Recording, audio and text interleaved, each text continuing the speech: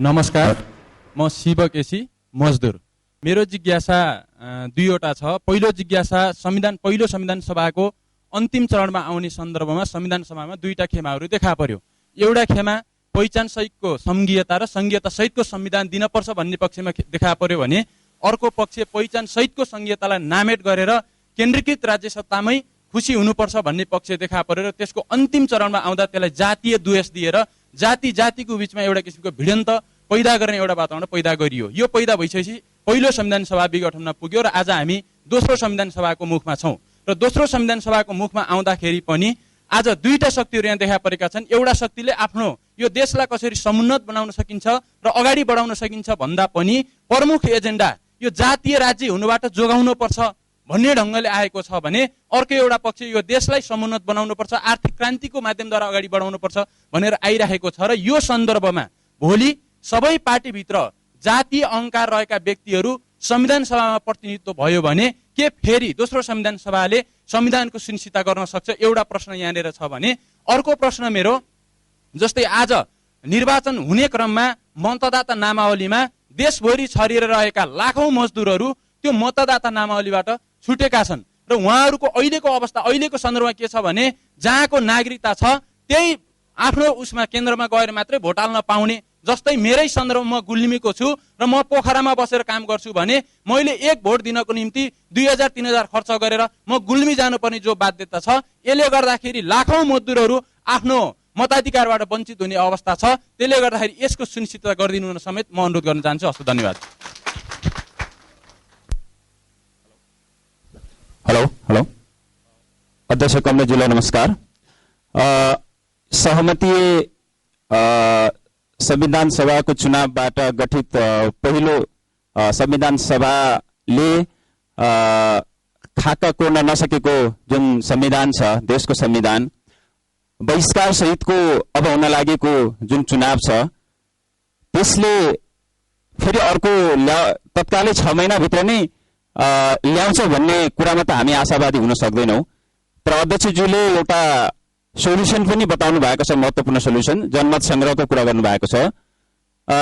यो संविधान सभा जस्तो खर्चिलो कुरालाई बारम्बार दोहोऱ्याएर फेरि हामी अर्को 4 वर्ष व्यतीत गरेर जनमत संग्रहमा जानुभन्दा सिधै हामी जनमत संग्रहमा जाँदाखेरि त्यसका नकारात्मक कति पक्षहरू छन् त्यो त हामीलाई थाहा छैन, तर सिधै जाँदाखेरि त्यो सोल्युसन चाँडै पुगिने हो कि भन्ने कुरा हो। र म चिजकाजी गुरुङ, म यातायात व्यवसाय पनि भएको हुनाले आज देशमा अर्बौंको निजी लगानी भएको यातायात क्षेत्रलाई राज्यले नितान्त रूपमा चाहिँ तपाईको चाहिँ हेला गरेर गएको छ र अब राज्य चाहिँ यो यति ठुलो विकासको मेरुदण्ड मानिने चाहिँ यातायात क्षेत्रलाई एउटा स्पष्ट नीति दिएर अगाडि बढ्नुपर्छ भन्ने चाहिँ पटलजीलाई र उहाँको पार्टीलाई र उहाँ लगायतका सम्पूर्ण राजनीतिक दललाई यो लागेको छ छैन, यो पनि प्रश्न म तेर्साउन चाहन्छु। धन्यवाद। आदरणीय दर्शकहरू, अहिलेसम्म हामीले एउटा पोखराका यहाँका प्रतिनिधिमूलक प्रश्न लियौँ र आवश्यक पर्दाखेरि अर्को राउन्डमा पनि केही प्रश्न लियौँ र तपाईँहरूले सोधेका प्रश्न र हामीले SMS मार्फत र फेसबुक मार्फत समेत पनि सोधेका थुप्रै प्रश्नहरूलाई वर्गीकरण गर्यो भने 3-4 वटा वर्गमा बाँड्न सकिन्छ। राजनीतिक रूपमा भन्यो भने संविधान सभाको चुनाव पहिलो कुरा हुन्छ कि हुँदैन भन्ने संशय कसरी मेटाउने भन्ने एउटा प्रश्न छ अध्यक्ष प्रचण्डलाई र सँगसँगै फेरि पनि संविधान सभाको चुनाव भयो भने त्यो संविधान सभाको चुनावबाट संविधान बन्छ भन्ने ग्यारेन्टी के छ भन्ने अर्को संशय छ मान्छेका, आम मान्छेका मनमा। तपाईँहरूबाट पनि त्यो व्यक्त भयो, राजनीतिक कुरा भयो र त्यो सँगसँगै चुनाव सम्पन्न गर्नका लागि वैध समूह सहितका शक्तिहरू चुनावमा आउँछन् कि आउँदैनन् र कतै मानिसहरूको मनमा के छ भने वैध समूहलाई चुनावमा नल्याउनका लागि यहाँ भर्खरै एकजना साथीले भन्नुभयो स्वयं अध्यक्ष प्रचण्ड नै बाधक हुनुहुन्छ भन्ने जस्तो पनि मानिसका मनमा प्रश्न रहेछ। तर त्यो उहाँले आफै प्रस्तावना भयो 3वटा कुरा। र अर्को सबैभन्दा महत्त्वपूर्ण कुरा भनेको आनन्दराज मुर्मीले र सुन्दर श्रेष्ठले जो उद्योग वाणिज्यको क्षेत्रमा लामो अनुभव भएका साथीहरू हुनुहुन्छ, उहाँले उठाएको प्रश्न धेरै महत्त्वपूर्ण र सर्वसाधारणका आम प्रश्न हो कि सबैबाट हामीले राजनीतिक कुरा मात्र गर्ने कि आर्थिक कुराको आर्थिक कामलाई ड्राइभ गर्नका लागि पनि हामी सँगसँगै अगाडि बढ्ने भन्ने महत्त्वपूर्ण प्रश्न छ। राजनीतिक रूपमा संक्रमण काल भएका धेरै देशहरूमा पनि आर्थिक उन्नति र प्रगतिको काम नरोकिकन अगाडि बढ्ने गर्दछ र सँगसँगै तपाईँहरूको हालै सम्पन्न भएको हेटौँडा महाधिवेशनले समेत आर्थिक ब्रिगेड बनाउने समेत भनेका सन्दर्भमा तपाईँले आज भएका लिडरहरू मध्ये भर्खरै सबैले सुनेको, तपाईँ जहाँ जानुहुन्छ सबै मानिसले चुनाव यहीँबाट लड भन्छन्। यहाँ तपाईँ जन्मेका हिसाबले यहाँका प्रश्न सोध्ने साथीहरूले यहाँका नागरिकहरू सोध्नुभयो, स्वाभाविक भयो। विराटनगरमा जाँदा एकजना साथीले विराटनगर आएर लड्नुहोस् भनेर यहाँ अहिले एसएमएस आउँदै गर्दा 58-59वटा एसएमएस तपाईँ तराईबाट चुनाव लड्ने भन्नुभएको थियो, पोखराबाट लड्छु नभन्नु होला है भनेर समेत पनि यहाँ प्रश्न सोधेका छन्। यसपटक हामी तराईबाट तपाईँलाई देख्न चाहन्छौँ, तपाईँको ठाउँमा अर्को पटक लड्नु होला भनेका छन् मानिसहरूले। यो समेत पनि छ। त्यस कारणले आर्थिक पक्षको पाटो र राजनीतिक पक्षको पाटो दुईटा प्रश्न तपाईँलाई आएका छन्। त्यसपछि म फेरि अरू एसएमएसमा आएका प्रश्न भन्ने छु र सँगसँगै खयन दाइ र कृष्ण आचार्य सरलाई पनि केही प्रश्नहरू छन् यहाँ एसएमएसमा आएका पनि, त्यसको सवाल जवाफ गर्नेछौँ। र सुरुमा एउटा राजनीतिक पाटोको रूपमा चुनाव सम्भव छ छैन, चुनावपछि संविधान बन्छ बन्दैन र चुनावको विरोध गरिरहेकाहरूलाई सहमतिमा ल्याउन तपाईँ बाधक हो कि होइन? धन्यवाद। यहाँ जति प्रश्नहरू आए प्रतिनिधिमूलक प्रश्नहरू नै छन् भन्ने मलाई लाग्छ। यो देशभरिकै प्रश्न हुन्। यहाँ अहिले पोखरामा यो हलभित्र तपाईँहरूले उठाए पनि आम नेपाली जनताका साझा प्रश्नको रूपमा नै मैले लिएको छु। र पहिलो कुरा, मङ्सिर 4 गते निर्वाचन हुन्छ या हुँदैन भन्ने प्रश्न धेरैको छ अझै पनि। यद्यपि मङ्सिर 4 को निर्वाचनको घोषणा भएको छ, प्रमुख दलहरूले त्यसलाई समर्थन गरेका छन्। निर्वाचन आयोगले आफ्नो कार्यक्रमहरू अगाडि बढाइरहेको छ। दलहरू कुनै न कुनै रूपमा प्रमुख दलहरू निर्वाचनको तयारीमा जुटि पनि सकेका छन्। फेरि पनि यो प्रश्न उठिरहेकै छ। किन भन्दा केही दलहरू निर्वाचनको विपक्षमा खडा भएको कारणले चाहिँ यो प्रश्न पटक पटक जन्मिएको हो।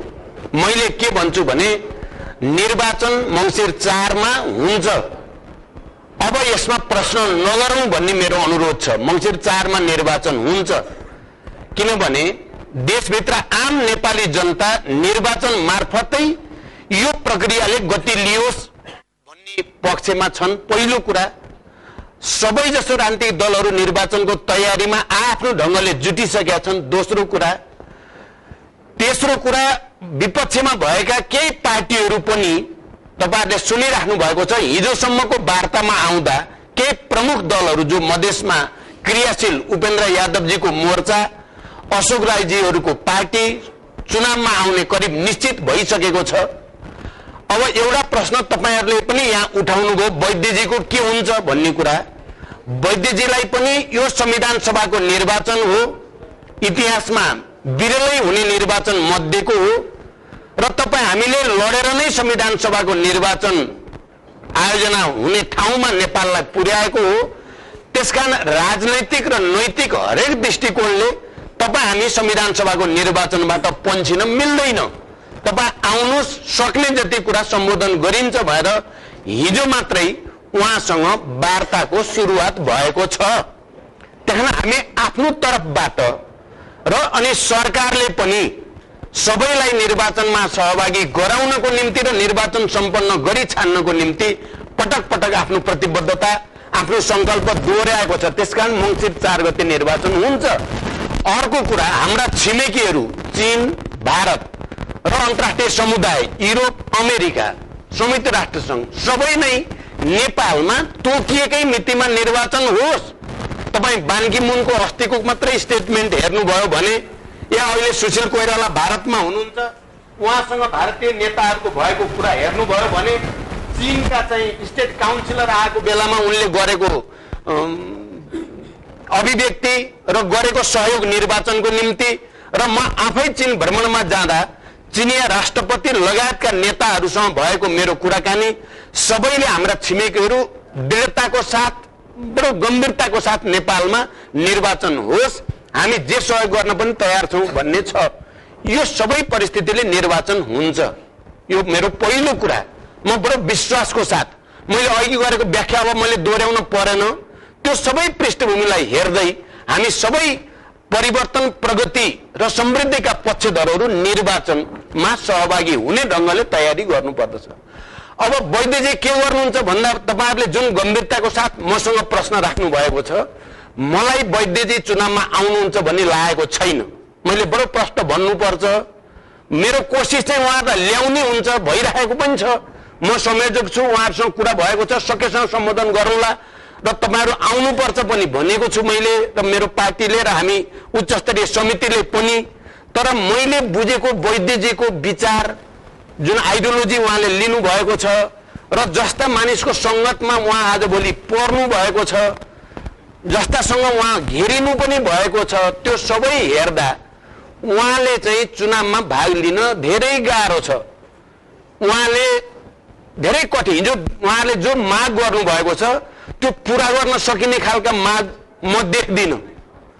किनभने अब यो 11 बुँदे 25 बुँदे खारेज भन्नुभएको छ, सच्याउने परिमार्जन केही भन्नुभएको छैन, खारेजै हुनुपर्छ, यो सरकार भङ्गै हुनुपर्छ। अब फेरि पार्टीहरू मिलेर अर्को सरकार बनाउनुपर्छ भन्ने जो कुरा आएका छन् ती सम्भव हुने कुरा होइन। त्यसो गरेर मङ्सिर 4 मा निर्वाचन हुने कुरा पनि होइन। उहाँहरूले कार्यनैतिक ढङ्गले मानिसहरूलाई चुनाव विरोधी देखिन वार्ता भनेको, तर वार्ताबाट निकास खोजेको जस्तो देखिँदैन। त्यसकारण गाह्रो छ। किन उहाँले भन्न के खोजिराख्नु भएको छ भने विचारको कुरा गर्दा मैले भन्नुपर्छ, मेरो उहाँहरू 30 वर्ष एउटै कमिटीमा बसेको वैद्यजीसँग अरू नेताजीहरूसँग मैले उहाँहरूलाई राम्रोसँग बुझ्छु भन्ने लाग्छ मलाई पनि उहाँहरूले बुझ्नुहुन्छ, त्यो कुरा पनि हो। तर हाम्रो पछिल्लो उसमा परेको मतभेद वैचारिकै हो, ठुलो वैचारिक मतभेद हाम्रो भएकै हो। उहाँहरू यो प्रक्रिया नै बेठिक भयो भन्ने उहाँहरूलाई लागेको छ। यो संविधान सभाले पनि केही हुने होइन भन्ने लागेको छ। शान्ति सम्झौता गर्नु गलत भयो भन्ने लागेको छ। यो सेना समायोजन गर्नु गलत भयो भन्ने लागेको छ। त्यसकारण उहाँहरू कहीँ न कहीँ फर्केर पुरानैतिर जाने उहाँहरूको चाहना छ। त्यो चाहना र त्यो विचारले गर्दा उहाँहरूलाई संविधान सभाको चुनावमा आउन दिइराखेको छैन। एकदम सिधा कुरा। तर मलाई के लाग्छ भने हामीले जो कोसिस गरेका छौँ उहाँहरू पनि आउनु सहभागी हुन, मैले भनेको पनि छु उहाँलाई, उहाँहरू सहभागी हुन आउने हो भने म चाहिँ पुरै उदारताको साथ हिजो जसरी चुनाव लडेको हो उहाँतिर जानुभएका सबै साथीहरूलाई सिट एडजस्ट गरेर एलायन्स गरेर चुनावमा जान तयार, यो प्रक्रियाको सफलताको निम्ति। तर उहाँहरू त्यसो गर्न पनि सक्नुहुन्न। फेरि उहाँहरूले धेरै भनिसक्नु भएको छ आफ्नो कार्यकर्तालाई। त्यो कार्यकर्तालाई चुनावमा ल्याउनु पनि उहाँहरूले चाहनुभयो, नेताले भने पनि सजिलो देख्दिनँ मैले। धेरै टाढा गएर भनिसक्नु भएको छ। यो कारणले पनि कठिन छ। तर यसको अर्थ उहाँहरू नआएपछि चुनाव हुँदैन भन्ने हुन्छ त भन्दा बिल्कुल हुँदैन। चुनाव हुन्छ, नेपाली जनताले गर्ने हो, समग्र राजनीतिक दलहरूले गर्ने हो, समग्र अन्तर्राष्ट्रिय जनमतको बलमा पनि हामीले नेपालमा निर्वाचन गर्ने हो। मलाई लाग्छ उहाँले आफ्नो विचार भन्दै गर्नुभएछ भने पनि उहाँले फेरि तोडफोडै गर्ने, निर्वाचनै हुन नदिने भन्ने कुरा चाहिँ सम्भव म देख्दिनँ। उहाँहरूको त्यो क्यापासिटी छ भन्ने पनि मलाई बिल्कुल लाग्दैन। फेरि तपाईँहरूलाई म चाहिँ किनभने एउटै पार्टीको नेतृत्व गरेर लामो समय बसेको नाताले पनि उहाँहरूले चाहिँ यो सबै चाहिँ निर्वाचन बिथोल्ने हैसियत राख्नुहुन्छ भन्ने मलाई लाग्दैन। त्यसकारण आउनुहोस्, उहाँहरू आउनुपर्छ निर्वाचनमा। तर मैले तपाईहरुसँग भन्नै पर्छ, हिजो उहाँहरूले जसरी माग प्रस्तुत गर्नुभएको छ त्यो माग पुर्याउने खालका छैन, पुरा गर्न नसकिने खाले छन्, निर्वाचन गर्न नदिने खाले माग छन्। ती मागलाई हेर्दा उहाँहरू आउनुहुन्न, अरू सबै आउनुहुन्छ र निर्वाचन हुन्छ र निर्वाचन हुनै पर्छ। यो कुरामा तपाईहरुले पनि आफ्नो ठाउँबाट योगदान गर्नुपर्छ भन्ने मेरो भनाइ म राख्न चाहन्छु। अब अर्को कुरा, संविधान सभाबाट मैले अघि नै भनि पनि सकेको छु, हिजोको अनुभवले हामी सबैलाई शिक्षित तुल्याएको पनि छ, जनतालाई पनि शिक्षित तुल्याएको छ। त्यसकारण संविधान सभाबाट संविधान बन्छ। एउटा कुरा त म के भन्न चाहन्छु भने हामीले गएको संविधान सभामा भएको सहमतिलाई चाहिँ आफूले लिने, त्यसलाई स्वीकार्ने, त्यसको स्वामित्व लिने भनिएको छ। त्यो प्रतिबद्धता प्रमुख दलहरूले हामीले व्यक्त गरिसकेका छौँ। तिनै कुरा दोहोर्याएर बहस हुँदैन। जहाँ विमति भएको त्यहाँ मात्रै बहस हुन्छ। त्यसकारण संविधान बन्ने सम्भावना धेरै बढी छ। यताबाट दोस्रो मैले अघि भनिहालेँ विधि र प्रक्रियाबाट संविधान बनाइन्छ अहिले विधि र प्रक्रियाबाट। तर एकजना मित्रले के बुझ्नुभएको छ मैले भनाइबाट भने जन्मसंग्रह भनेछ भने मैले जन्मसंग्रह भनेको होइन। यहाँहरू कसैलाई त्यो नपरोस्। मैले जन्मसंग्रहबाट भने विवादित विषय भनेको होइन। विवाद भयो भने संविधान सभा भित्रै भोटिङ गर्ने भनेको, मतदान गर्ने भनेको, संविधान सभा भित्र मतदान भनेको, बाहिर जन्मसंग्रह भनेको होइन। भोलि संविधान बनिसकेपछि संविधान भित्रै जनमतको प्रावधान राख्न सकिन्छ, त्यो अर्कै कुरा हो। तर संविधानै बनाउन जन्मसंग्रहमा जाने भन्ने कुरा चाहिँ हुन सक्दैन। यो कुरा प्रष्ट होस्। मैले भनेको विमति भए भने हामी प्रक्रियामा लान्छौँ र संविधान सभाभित्र भोटिङबाट संविधान बन्छ। त्यसमा हामी अब चाहिँ सहमतिको चाहिँ बढी चाहिँ फेरमा परेर प्रक्रिया रोक्ने काम चाहिँ हामी गर्ने छैनौँ। त्यसकारण संविधान बन्ने कुराको ग्यारेन्टी त्यहाँनिरबाट हुन्छ भन्ने विश्वास मैले व्यक्त गर्न चाहेको हो। म त्यसलाई फेरि एकचोटि दोहोऱ्याउँछु। सँगसँगै त्यससँग जोडिएको अर्को एउटा अगाडि प्रश्न छुटेको आर्थिकमा जानुभन्दा पहिला जुन तपाईँले जनयुद्ध सुरु गर्दा राष्ट्रिय स्वाधीनताको कुरा धेरै चर्को उठेको थियो, बिचमा धेरै खालको उतार चढाव पनि भयो साथीहरूले नभने पनि, धेरैको मनमा अहिले पनि संशय छ र पछिल्लो पटक खास गरिकन तपाईँले चीनको भ्रमण र चीन सरकारले देखाएको स्टेट अनर र त्यसको लगत्तै भारत सरकारले आतुरतापूर्वक तपाईँलाई दिल्लीमा बोलाएर तपाईँसँग कुरा भएको र उसले पनि देखाएको हाइली अनर, यो बिचको डाउनफल र हामीले राष्ट्रियतालाई बुझ्ने वा विदेशसँगको सम्बन्धलाई कसरी बुझ्ने भन्ने आज तपाईका अगाडि नेपाली जनताका अगाडि पनि जटिल प्रश्न छ। यसलाई कसरी प्रश्नाउनुहुन्छ? अब यहाँ अहिले जसरी यहाँ प्रश्नहरू आयो, राष्ट्रिय स्वाधीनताको आन्दोलन हाम्रो सुगौली सन्धिबाट नै सुरु भएको हो र त्यो निरन्तर अगाडि बढेको छ, अहिले पनि जारी छ। त्यसका रूपहरू कहिले फेरिने गरेका छन्, तर आन्दोलनको रूपमा त्यो निरन्तर अगाडि बढिरहेको छ। यो पहिलो कुरा। दोस्रो कुरा, म प्रधानमन्त्री भएको बेलामा 1950 लगायतका असमान सन्धिको कुरा, सीमाको चाहिँ समस्याका कुरा उठाएन भन्ने कुरा बिल्कुल गलत बुझ्नु भएको रहेछ साथीहरूले। त्यो सत्य होइन।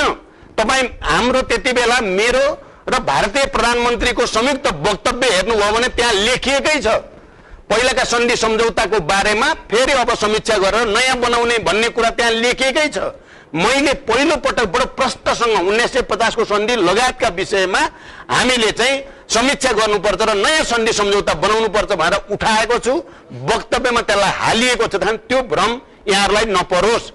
अब अहिले भिन्न परिस्थितिमा हाम्रो देशको ठुलो पार्टीको हैसियतले हेटौडा महाधिवेशन पछिको हाम्रो नयाँ नीतिका सन्दर्भमा राष्ट्रिय स्वाधीनताको आन्दोलनलाई अलिक परिपक्व ढङ्गले अलिक माथिल्लो स्तरबाट उठाउने हामीले जमर्को गरेका छौँ। म यहाँहरूको ध्यान त्यतापट्टि पनि आकर्षित होस् भन्ने चाहन्छु।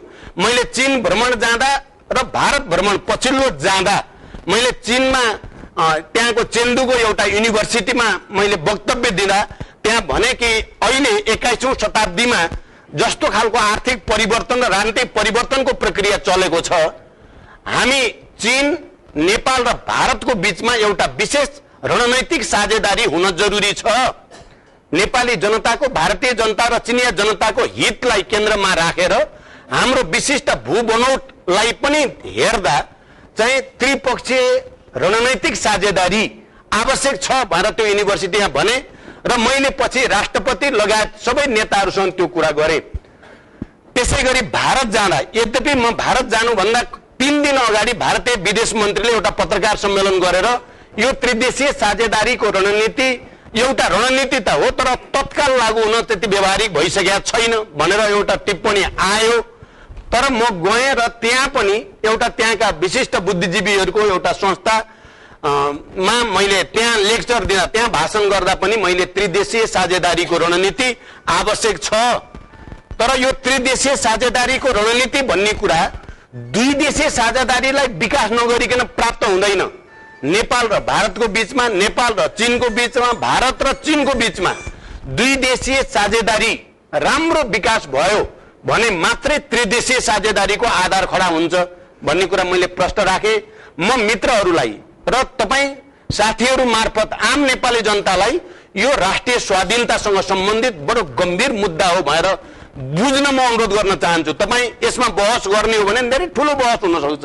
यसले नै नेपालको राष्ट्रिय स्वाधीनता, अब कसैलाई गाली गरेर, अहिले भारतलाई गाली गरेर, चीनलाई गाली गरेर, अमेरिकालाई गाली गरेर मात्रै नेपालको राष्ट्रिय स्वाधीनताको रक्षा हुन्छ भन्ने आलो काँचो र केटौले तरिकाको समय अहिले छैन। अहिले हाम्रो बुद्धिद्वारा हाम्रो चाहिँ सही नीति र योजनाद्वारा नेपालको राष्ट्रिय स्वाधीनता र नेपालको समृद्धिलाई हामीले सम्बोधन गर्न सक्नु पर्दछ।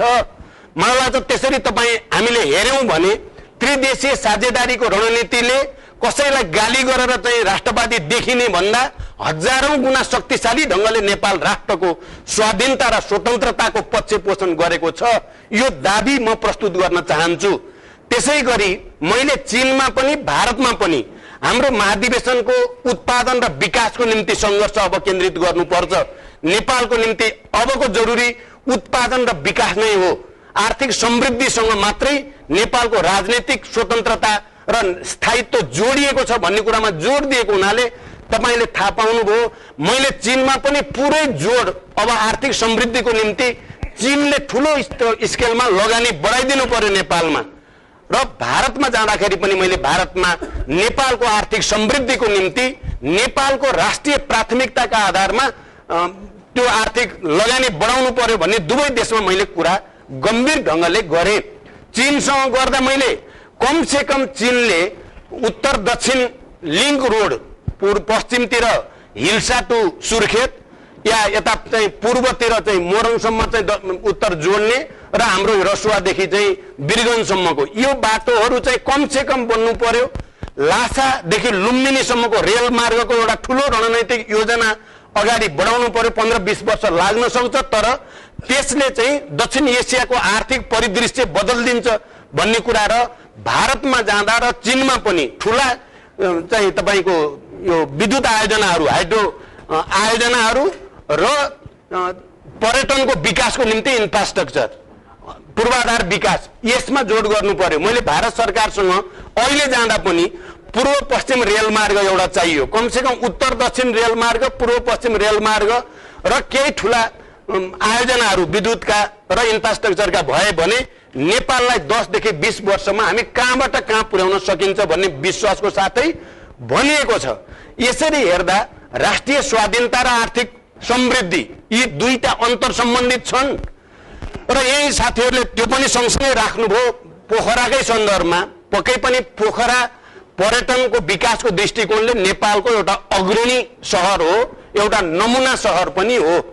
यहाँ पोखरा अन्तर्राष्ट्रिय स्तरको एयरपोर्ट बनाउन तपाई हामी सबै लागिरहेका छौं र आज बिहानमा त हिजो पनि मेरो बिहान कुरा भयो चिनियाहरूसँग पनि र सरकार नेपाल सरकारसँग पनि मेरो कुरा भयो पोखरा एयरपोर्ट किन म पोखरा जाँदैछु मैले केही कुरा पोखरेली जनताको बीचमा भन्नुपर्छ भनेरै कुरा गरेको थिएँ मैले र आज बिहान सायद तपाईहरुले पनि न्यूजमा सुन्नुभयो होला चीनको एक्जिम बैंकले स्वीकृति दिइसक्यो र अब यहाँ सम्झौता गर्नको लागि उनीहरुको डेलिगेसन आउँदैछ। त्यहाँ यो पोखरा एयरपोर्टको कुरा नीतिगत निर्णय मात्रै होइन अब आर्थिक रूपले सम्झौता हुने नजिकै पुगेको छ र हामी सबै लागिरहेकै छौं र पोखरा एयरपोर्ट अन्तर्राष्ट्रिय स्तरको क्षेत्रीय एयरपोर्ट बन्ने कुराले यहाँको आर्थिक समृद्धिमा एउटा नयाँ फड्को हान्छ भन्ने नै हामीलाई लागेको छ। त्यसकारण यो कुरातिर ध्यान गएन भन्ने कुरा पनि बिल्कुल सही होइन। अब यति भनिसकेपछि अरु केही साथीहरूले अलि गम्भीर कुरा राख्नु भएको छ त्यसको लागि म धन्यवाद दिन चाहन्छु हाम्रो आनन्दजीले हैन कास्की जिल्लाको महत्त्वको बारेमा र यहाँ केही साथीहरूले मलाई यहीँबाट लड्ने भन्नुभयो र यहाँ फेरि प्रति प्रश्न पनि उहाँले राख्नुभयो। मैले हिजो यहाँ झर्ने बित्तिकै पत्रकार भेटघाटमा मैले भने म अहिले पोखराबाट अथवा कास्कीबाट चुनाव लड्न सक्दिन। मैले मधेसलाई वचन दिइसकेको छु म अहिले मधेसबाटै चुनाव लड्छु। मैले यहाँहरूलाई म यो भन्न चाहन्छु यो पोखरेली अथवा कास्कीको जनताको निम्ति पनि यो गौरवकै कुरा हुन्छ। म कास्कीमा जन्मेको चितवनमा पढे हुर्केको चाहिँ अहिले म मधेसबाट चुनाव लड्ने कुरा गरेको छु किनभने देशलाई राष्ट्रिय रूपले एकताबद्ध गर्ने दायित्वको कारणले म मधेस जानै पर्छ। मैले मधेसी जनताको भावनालाई उहाँहरुको राष्ट्रिय भावनालाई बुझेर र त्यो भावनालाई हामी सबैको भावनासँग जोडेर एउटा मजबुत राष्ट्र निर्माणको उद्देश्यको साथ मैले मधेस जान्छु भनिसकेको हुनाले अहिले म कास्की आउन सक्दिन।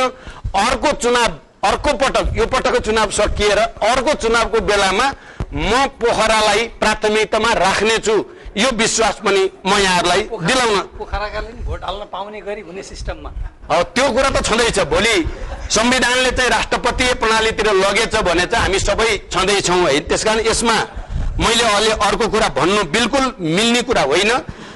अब अर्को केही कुराहरू तपाईँहरूले जो राख्नुभएको त्यो पनि मैले भन्नै पर्छ। पहिलो कुरा यो भारतीय विदेश मन्त्रीलाई भेट्न इत्यादि भनेर राष्ट्रिय सुरक्षा नीति र परराष्ट्र नीतिको कुरा मैले गरिसकेँ। मैले जे कुरा भन्न खोजेँ नयाँ सुरक्षा नीति र नयाँ परराष्ट्र नीतिकै कुरा गरेँ।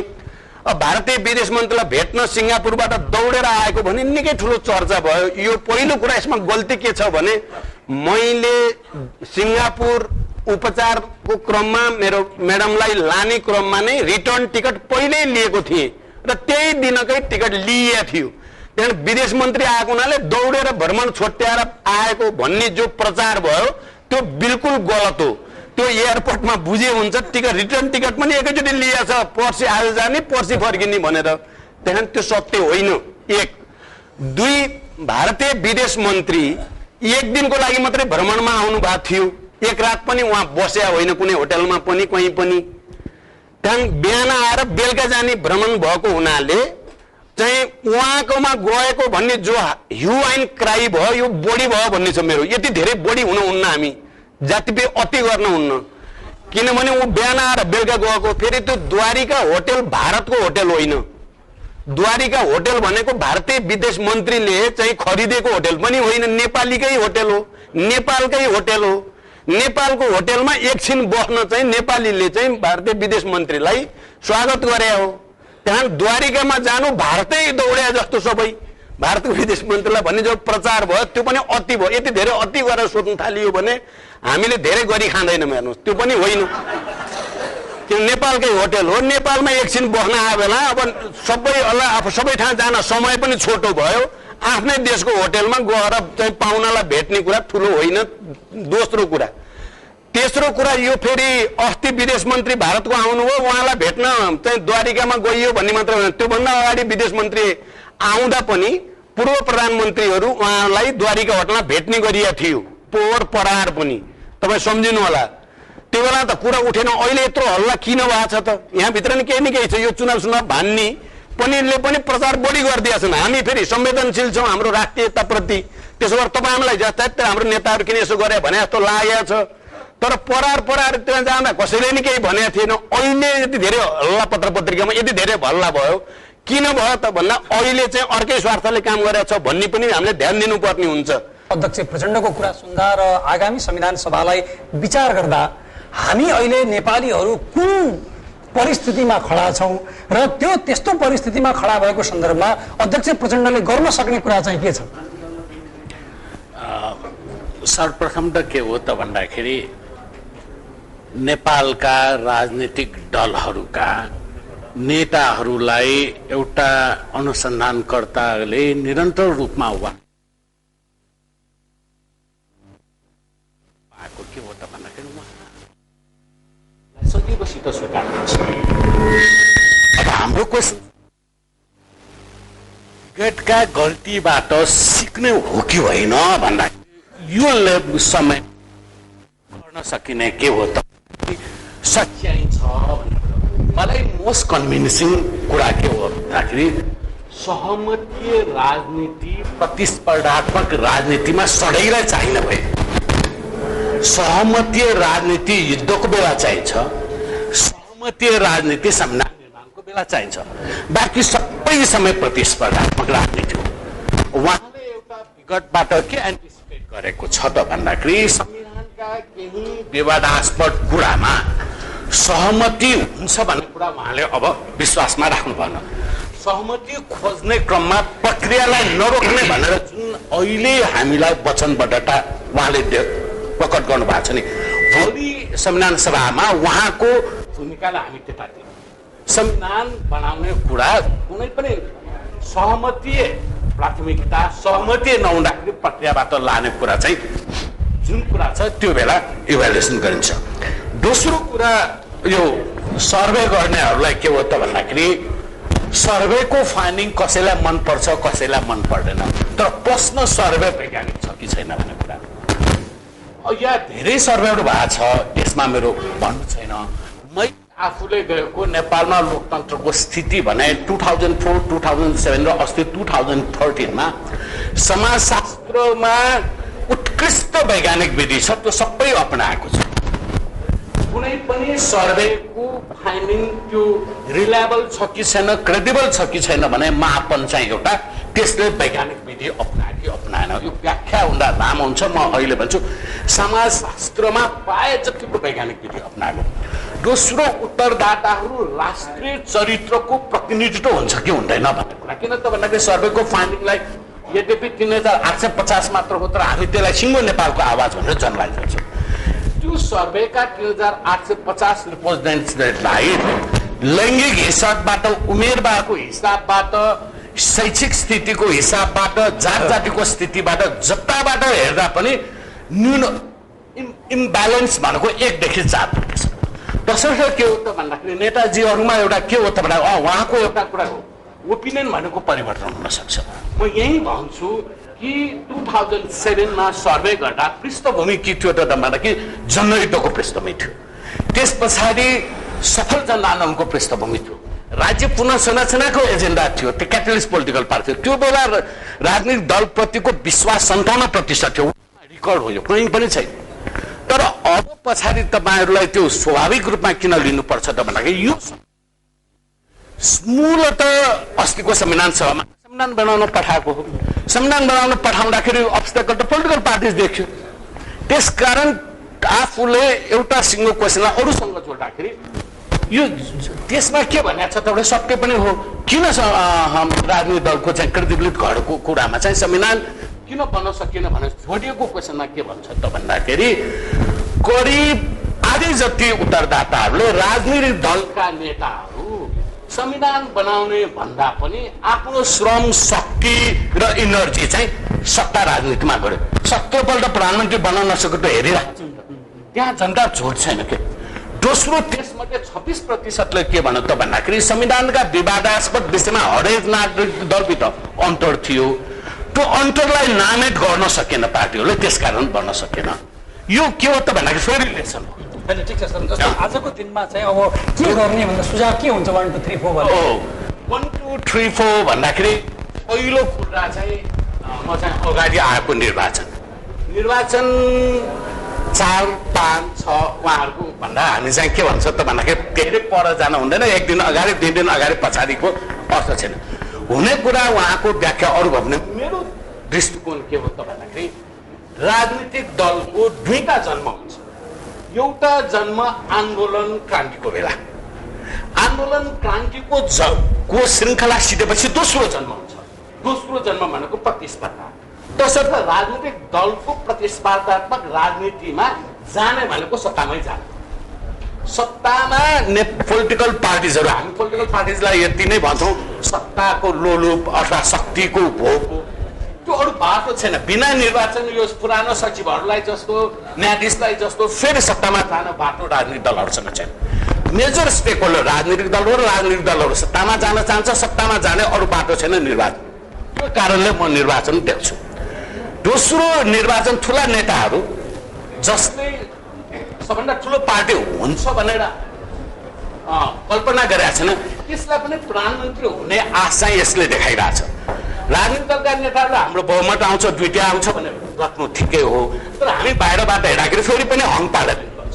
हङ पार्लियामेन्टको पोलिटिक्समा, कोलेसन पोलिटिक्समा जानेहरू त कुनै समय कोलेसन पोलिटिक्समा 205 मध्ये 19 सिट भएका राप्रपाका थापा पनि प्रधानमन्त्री भएको थियो, चन्द पनि प्रधानमन्त्री भएको थियो भने भोलि यो चुनावबाट विजय चेतारको पार्टी घटेर 10मा आए पनि, कङ्ग्रेसको घटबड भए पनि, एमालेको घटबड भए पनि, माओवादीको घटबड भए पनि प्रधानमन्त्री हुने सबै एम्बिसियस लिडरलाई यसले बाटो दिन्छ। यो दुईटा ग्राउन्डले यसलाई लजिक र रिजन भन्छु, म चुनाव हुने सम्भावना देख्छु। चुनाव भयो भने यो चुनावलाई त्यसको परिणाम हामीले खोज्ने भनेको संविधानै हो। संविधान निर्माण नभएसम्म हो जीवनका धेरै पाटाहरू छन्, गभर्नेन्सका कुरा होला, आर्थिक विकासका कुराहरू होला, कुनै स्वाभाविक रूपमा आइरहेको हुन्छ र संविधान निर्माणको स्पेसल इफोर्ट्स चाहिने हुन्छ। अब प्रचण्डले भने जत्तिकै सजिलैसित संविधान आउँछ भनेर विगतलाई हेर्दा त म त्यति ध्यानमै जर्नलाइज गर्न सक्दैन, तर विगतको शिक्षा लिने हो भने चाहिँ सच्याउनै आउँछ। मलाई अहिले भन्नु त्यति। Thank you. खरेन दाइ, अब यो यदि तपाईँले कुरा सुनिसक्दाखेरि कतिपय साथीहरूले भन्नुभयो कि अब अझ हम त हामीले धेरै देखा हो कि बढी नसुनिया पनि हुनसक्छ, त्यति भोकल खगेन्द्रसँग एउटा आएन भन्ने जस्तो पनि आग्रह छ। र आजको दिनमा यति तपाईँले अहिले त्यो छुट्टै कुरा भयो, यति सुनिसक्दाखेरि यो चुनाव र खास गरिकन प्रचण्डले गर्न सक्ने दायित्वका बारेमा भन्यो भने तपाईँलाई के सुझाव छ? सबभन्दा पहिले त म आनन्दजीलाई धन्यवाद दिन्छु। उहाँले मेरो इतिहासको नाम कुनसाङ काकाको मलाई याद गराउनु र उहाँले कुनसाङ काका अहिलेको भन्दा अलिकति जोसिलो थियो, हाकाहाकी बोल्थ्यो, अहिले जोस पनि घट्यो, बोली पनि घट्यो, त्यो ठिकै जस्तो लाग्छ मलाई। तथापि तपाईँको आग्रहलाई म याद गर्छु। म 3-4वटा विषयमा टिप्पणी गर्छु। प्रचण्डजीले आफ्नो मन्तव्यको क्रममा राजनीतिक प्रक्रियामा भएका विभिन्न गल्तीहरूको बारेमा आत्मसमीक्षा गर्नुभयो। मेरो विचारमा त्यो धेरै राम्रो भावना हो। तर त्यो आत्मसमीक्षाभित्र कुन कुन सन्दर्भमा के घटनाहरू घटे, घटनाका पृष्ठभूमि के थिए, त्यसको चरित्र के थियो, त्यसको परिणाम के हो भन्ने विषयमा उहाँले उल्लेख गर्नुभयो। केही कुराहरू उल्लेख गर्न बाँकी छन् जस्तो मलाई लाग्छ। खास गरिकन नेपालको सामाजिक बनोटको विशेषता अनुसारको संघीयताको वास्तविक ढाँचा के हो, अहिले टुङ्ग्याउनु पर्ने, छलफल गर्नुपर्ने, सहमति प्राप्त गर्नुपर्ने, टुङ्ग्याउनु पर्ने यो आधारभूत कुरा हो भन्ने मलाई लाग्छ। एकजना मित्रले भन्नुभयो जातीय पहिचानको कुरा उठ्ने बित्तिकै जातीय पहिचानको प्रसङ्गलाई जातिवादसँग जोडिन्छ र ऐतिहासिक रूपले उत्पीडनमा परेका जातिहरूको आफ्नो सांस्कृतिक वा जातीय पहिचान प्राप्त गर्ने जुन आकांक्षा छ त्यसलाई बदनाम गरिन्छ, त्यसलाई दमन गरिन्छ, पाखा लगाइन्छ भनेर भन्नुभयो। त्यसको पृष्ठभूमि छ भन्ने मलाई लाग्छ। खास गरिकन नेपालमा संघीयताको प्रसङ्ग आइसकेपछि जातीय संघीयता भनियो। माओवादीले पनि व्यापक रूपमा जातीय संघीयता भनिरह्यो, जनजातिका अधिकार कर्मीहरूले पनि जातीय संघीयता नै भनिरहे। संघीयताको परिभाषा गरिएन। नेपाली समाजको चरित्र, नेपाली समाजका विविध अङ्गहरू, तिनका आकांक्षाहरूलाई अगाडि राखेर त्यसको परिभाषा गरिएन। वास्तवमा अब यो एकल पहिचान बहुजातीय संघीयता हो। संघीयताको प्रयोजन भनेको क्षेत्रीय उत्पीडन र जातीय उत्पीडनको वैधानिक दृष्टिकोणबाट, कानुनी दृष्टिकोणबाट, व्यवहारिक दृष्टिकोणबाट उपचार गर्ने हो। त्यो उपचारको एउटा पद्धति भनेको संघीयता हो। त्यसले मुख्यतः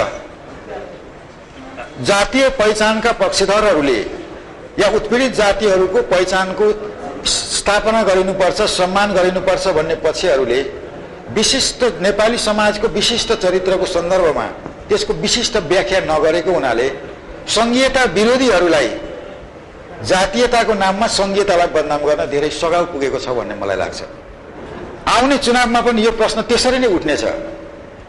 उत्पीडित जातिहरूले जब भाषाको अधिकार माग्छन्, जब संस्कृतिको अधिकार माग्छन्, ऐतिहासिक दृष्टिले हामी उत्पीडित भएकोले, पाखा पारिएकोले, वञ्चित भएकोले हामीलाई केही बढी अधिकार चाहिन्छ जो भनिरहेको छन्, यसलाई जातिवादसँग जोडेर सामाजिक सद्भावमा खलल पर्यो, शान्तसँग बसिरहेको नेपाली समाजमा व्यवधान उत्पन्न भयो, दुश्मनी उत्पन्न भयो, भोलि जातीय कलह, साम्प्रदायिक दङ्गा हुन सक्छ भन्ने एउटा धेरै ठुला शास्त्रीहरू समेत पनि यो विषयलाई यो ढङ्गले प्रस्तुत गरिरहेको छन्। त्यसले